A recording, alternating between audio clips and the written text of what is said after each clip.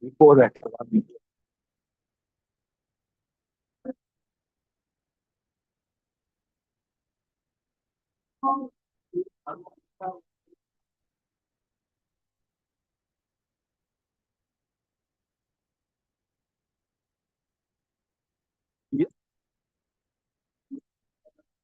Right. بأن أستغفر لها.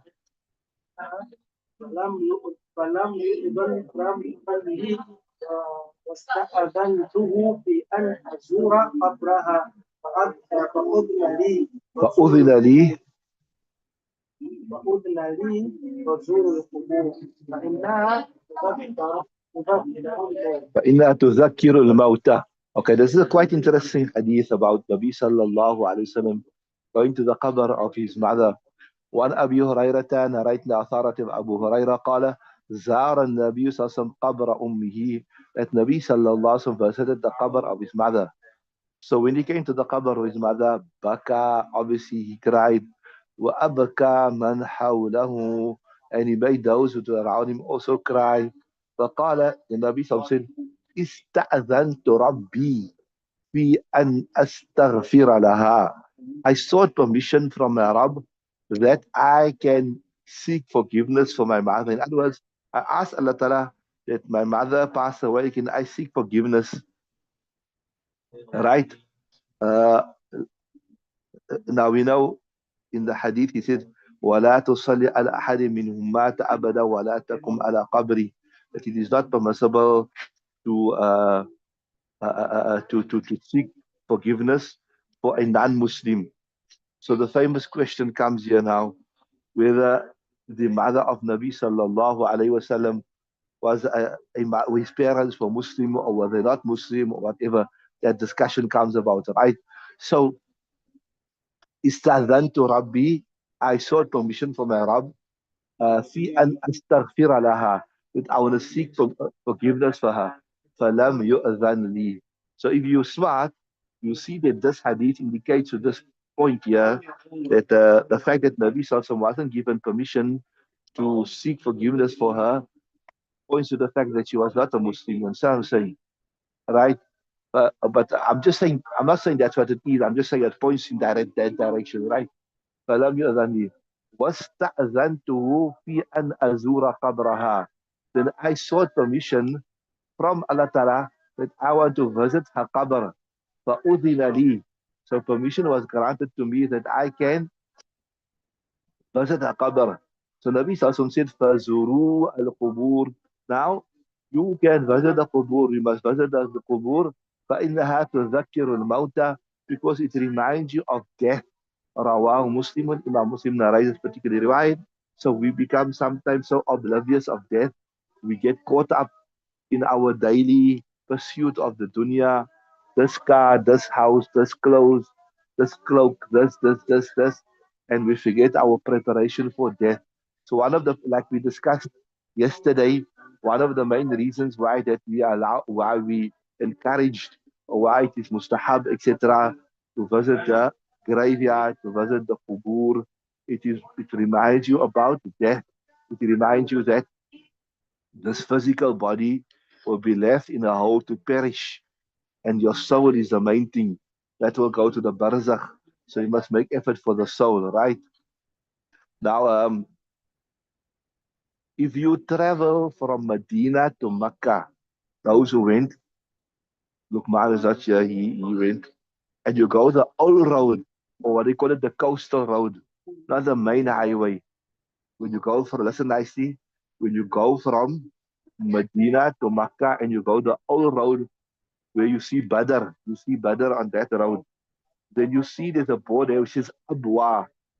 In English, ABWA, Abwa. In Arabic, Alif, Ba, Ab, Wow, Alif, and Hamza.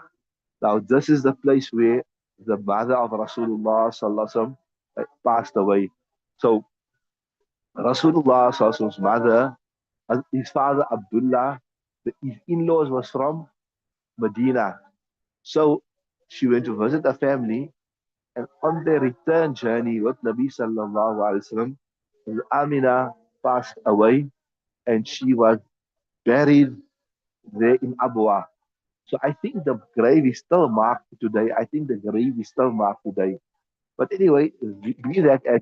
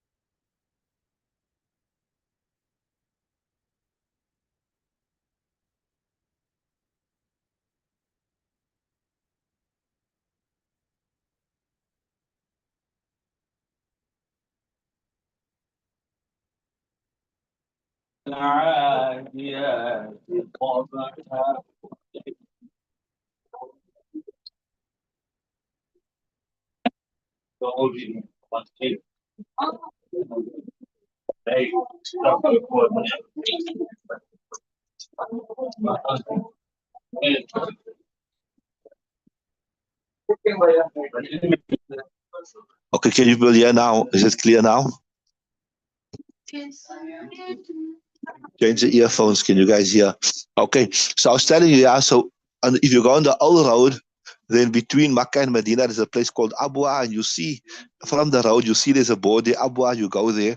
So Nabi Sallallahu Alaihi Wasallam went there, and he went to visit his mother, and then Nabi Sallallahu Alaihi Wasallam cried, and he made the Sahaba Ikram cry also as well. So I told you the famous discussion here is a lot of ikhtilaf amongst our ulama that was the mother of our Rasul sallallahu, or not the mother, the parents of Rasulullah, were they Muslim or not? Were they Muslim or not? Right. So that is the famous, or you can say, mukhtalafi discussion.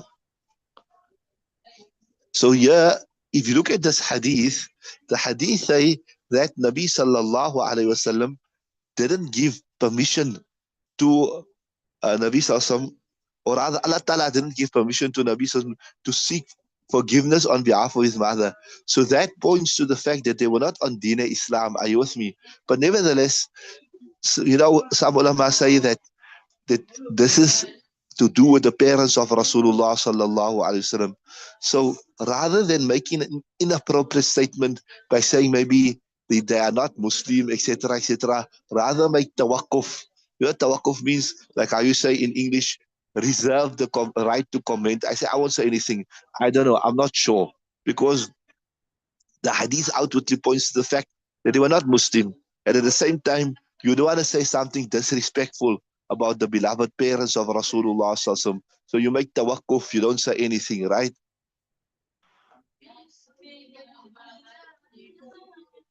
So I was telling you, if you look at the mutaqaddimin ulama, they say that they died on kufr, and this is like what the outward hadith indicates towards. But the ulama mutaakhirin, they give some wujuh, some explanations. Some ulama say that Ruqya, they died on Millat Ibrahima. Remember, Hazrat Ibrahim alayhi salam was the father of the Arabs. So there were still some people that practiced upon the religion of Hazrat Ibrahim alayhi salam. They were on Dinat Fitra. Remember, Waraqat ibn Nawfal. You done in Qasas part 5. You know, he was still on the deen of what? Of Millat Ibrahim. So some ulama say that they were not affected by the shirk and the kufr that were around him, but they were still on Millat Ibrahim. So that is one explanation, that the parents of Rasul were on Millat Ibrahim.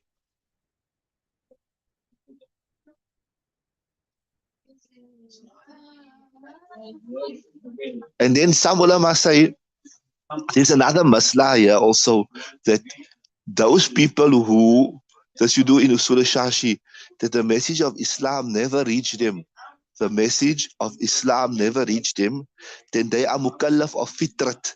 Fitrat means they must just believe in Allah, they must believe in one God. You understand what I'm saying?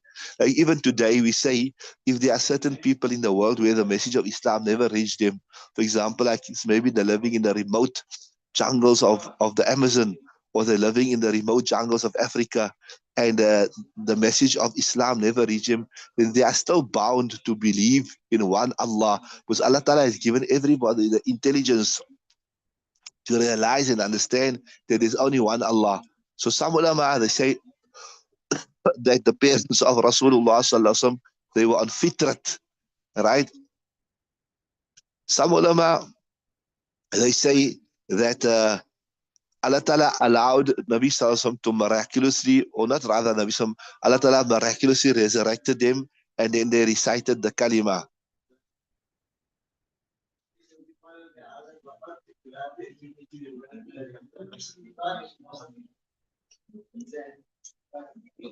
In fact, there is a hadith upon this here. Uh, in fact, Allama Suyuti, a famous polymath from the Shafi madhab, he wrote a whole book with regards to what was the religion and the parents of Rasulullah. Masaliku Hunafa'a fi Islami Waliday al-Mustafa.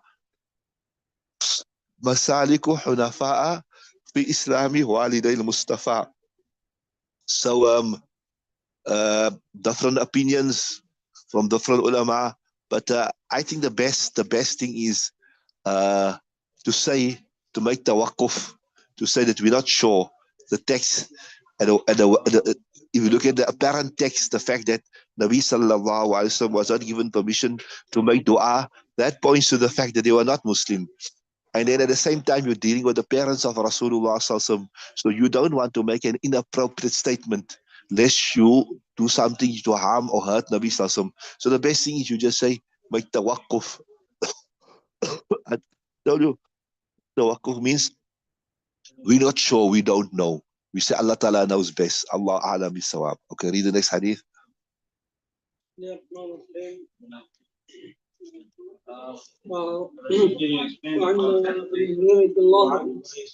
وعن بريدة قال كان رسول الله صلى الله عليه وسلم يحذرهم إذا خرجوا مقابلين السلام عليكم أهل الديار من المؤمنين والمسلمين وإن إن شاء الله بكم ملائكون نسأل الله لنا ولكم العافية. بسم الله الرحمن الرحيم. وعن بريدة، أنا رأيت أثارتي عن بريدة قال كان رسول الله صلى الله عليه وسلم يعلمهم، النبي صلى الله عليه وسلم يستيجم يعني تيجي صحابكم إذا خرجوا إلى المقابر, when they used to go to the qabristan, you must make this dua. Assalamu alaikum ahla diyari min al-mu'minin. Peace be upon you, all the people of that abode from the believers, right? Min al-muslimina wal-mu'minin, the believers and those who submitted. This we done in detail in the beginning of Mishkaat Shareef, whether the words are different, have different meaning, Muslim, mu'min, whether they're interchangeable, etc., etc. But the crux of it was you look at the context. From the context, sometimes they have the same meaning. From the context, sometimes they have different meanings. لا تقولوا ولا تقولوا أسلمنا ولكن قولوا آمنا. So وإن إن شاء الله بكم للاحقون. that if Allah Ta'ala wishes, definitely we're going to join you. So no matter what you do in this world, no matter how long you live, even if you live to 80, even if you live to 90, even if you live to 100, but one day you are going to join. One day you are going to leave the dunya. And one day you are going to join these people, right? So we got to have that at the back of our mind all the time, that we're not going to be in this dunya all the time. لابد أن يكون في ذهننا لا نكون أبدا في هذا الدنيا. يأتي علينا زمان نخرج من الدنيا وننتقل إلى الآخرة, right? We got to have that in our mind all the time. وإنا إن شاء الله نسأل الله لنا ولكم العافية, and we ask Allah Ta'ala for you, or the deceased, and for us also afia. Afia is a word that you can't translate in English. It means overall well-being in every aspect of the word. Overall well-being in every aspect of the word. Rawahu Muslim, Imam Muslim narrates this particular riwayat. Just 1 second.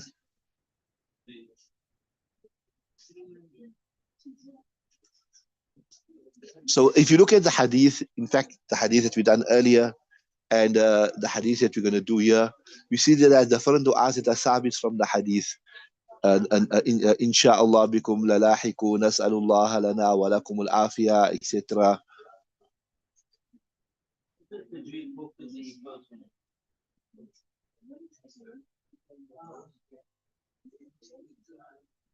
Inshallah, whatever one of these du'as you read, inshallah, you'll get the reward of practicing upon the sunnah, right? Read the next one.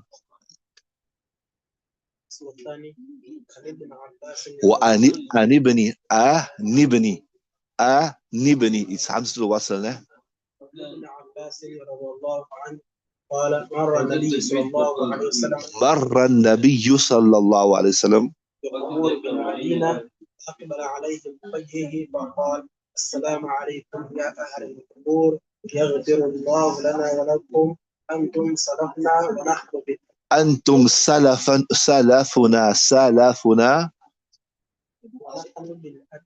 right. رواه الترمذي وقال هذا حديث حسن غريب.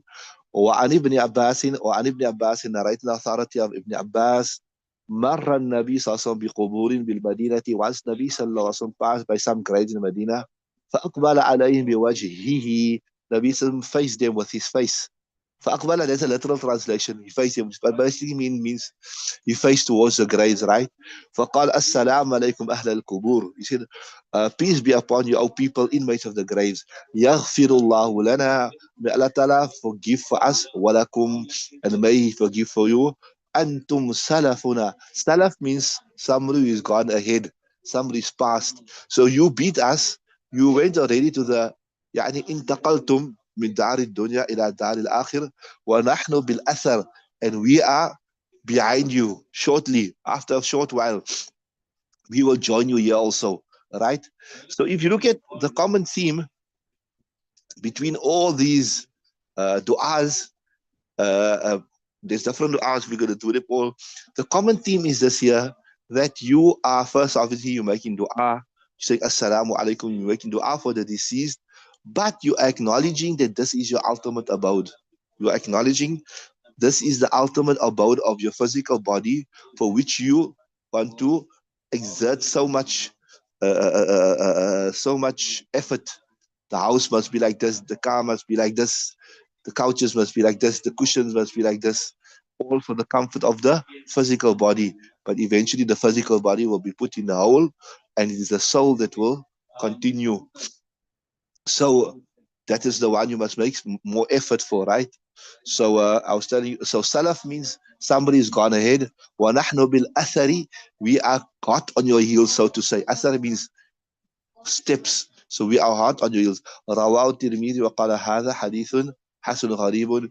Imam Tirmidhi narrates this hadith, and he said this is a Hasan Gharib hadith. فأقبل عليه بوجهه.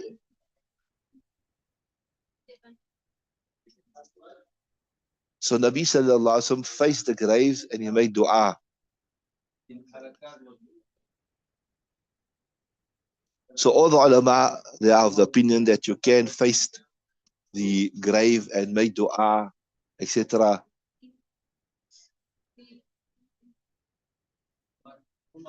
Some ulama like Ibn Hajar al-Asqalani, the famous Sharih of Bukhari Shareef, the green kitab there. He says that it's better when you're making dua, don't face the qabr, especially in places where people have wrong beliefs. Like in India and those places, people have wrong beliefs. They ask the deceased. They make dua. They believe that the deceased can help you. They believe that the deceased can provide sustenance for you. They believe this deceased can provide children for you, etc., etc. So those places, especially those places where people have erroneous beliefs, then we say it is better when you're making dua, don't face the qabr and raise your hands. Rather turn away from the qabr and face the qibla and make dua. Why? Because people will misunderstand.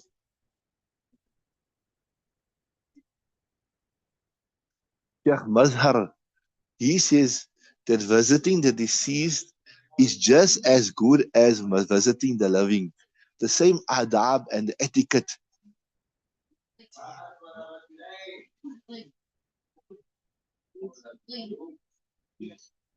He says you observe all, but only thing is you won't face the grave and make dua.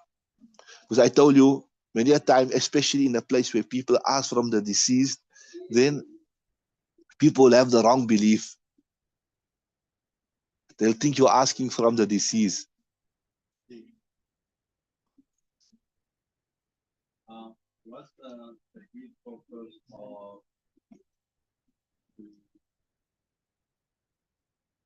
Okay, read another one right while waiting for the Nasim Mananazi.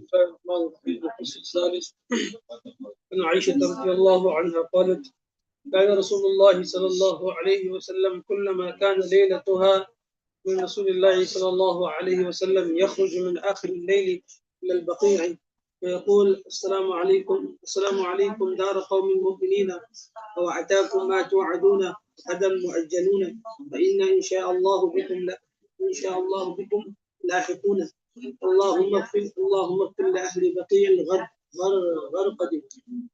Okay, Bismillah ar-Rahman ar-Rahim. أنا عائشة أنا رأيت أثارتي حضرت عائشة الصديقة رضي الله تعالى عنها قالت كان رسول الله صلى الله عليه وسلم, she said Rasul كلما كان ليلتها, whenever it was her night. In other words, Nabi Sallallahu Alaihi Wasallam had turns where he spent different nights with different spouses. When he was her turn, كان ليلتها من رسول الله صلى الله عليه وسلم يخرج من آخر الليل, to the latter part of the night, you go out إلى البقيع, you go to جنة البقيع, فيقول, and he should say this dua, السلام عليكم دار قوم مؤمنين, peace be upon you, the abode of that people of believers.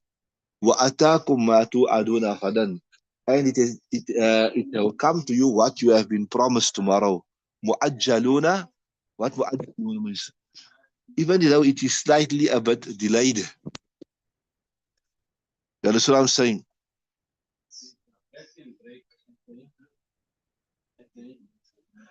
وَإِنَّا إِنْ شَاءَ اللَّهُ بِكُمْ لَاحِقُونَ, and we will definitely join you. There's no doubt about it. Because from the time the first man came to the dunya, Adam alayhi salam, till today, there's nobody that lived forever. Everyone passed away, right? So we also going to pass away, and we also going to be there. Inshallah bikum lahiqun. Allah maghfir li ahli baqi il gharqad. Allah Ta'ala forgive for the people of Baqi al-Gharqad.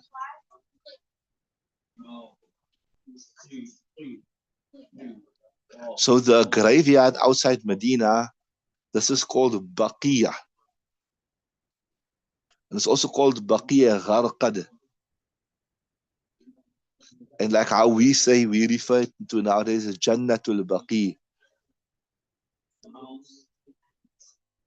So it is mentioned that in the time of Nabi Sallallahu Alaihi Wasallam, it was actually closer. It was actually the Jannatul Baqi was closer to Masjidul Nabawi. Maybe afterwards they created that courtyard. So, like the space in between, there's a big space in between now.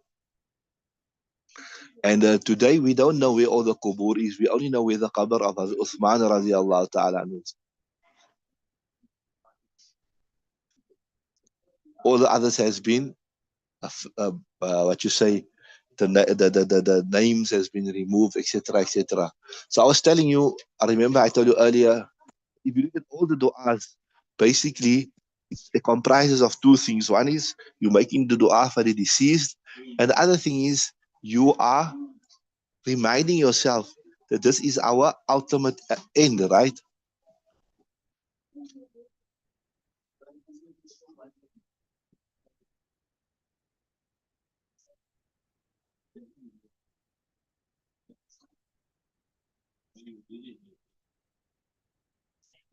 So this part here of the hadith here, which is وَأَتَاكُمْ مَا تُوعَدُونَ غَدًا مُؤَجَّلُونَ, and it will come to you what you have been promised tomorrow, مُؤَجَّلُونَ, slightly delayed.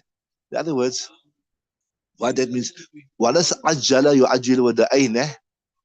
That means to hasten. So ajil, ajil, ajil. And one is with the hamza, ajal, right? So this say the the reward that has been promised for you, the reward that is promised for you, it will come to you tomorrow, Qiyamah Day. Whatever reward Allah Ta'ala promised you, you will get it on Qiyamah Day. You understood that's what it means. There's to one more. وعنها قالت كيف أقول يا رسول الله تعني في زيارة القبور. Also narrated now the authority of Aisha Siddiqa, she should say كيف أقول, how should I say يا رسول الله صلى الله عليه وسلم, تعني يعني when في زيارة القبور, when I visit the graveyard, قال قولي السلام على أهل الديار من المؤمنين, say peace be upon the people of an abode of the believers, from the believers and the Muslims. وَيَرْحَمُ اللَّهُ الْمُسْتَقْدِمِينَ, may Allah Ta'ala show mercy to those who went ahead from amongst us, وَالْمُسْتَأْخِرِينَ, and those who will come afterwards. وَإِنَّا إِنْ شَاءَ اللَّهُ بِكُمْ لَاحِقٌ, and verily we will join with you. We will meet with you soon. So I told you, same theme, reminding us all the time. And we said that is the purpose of going to the graveyard, to remind us that this is also our ultimate end. Okay, we stop there, inshallah. We continue tomorrow. بس سبحان الله بحمده سبحانك اللهم وبحمدك ونشهد أن لا إله إلا أنت نستغفرك ونتوب إليك. Allah Ta'ala accept it. Allah Ta'ala show it in our mizan. Allah make it a mean of shifa. Allah Ta'ala use us for His khidmat and deen.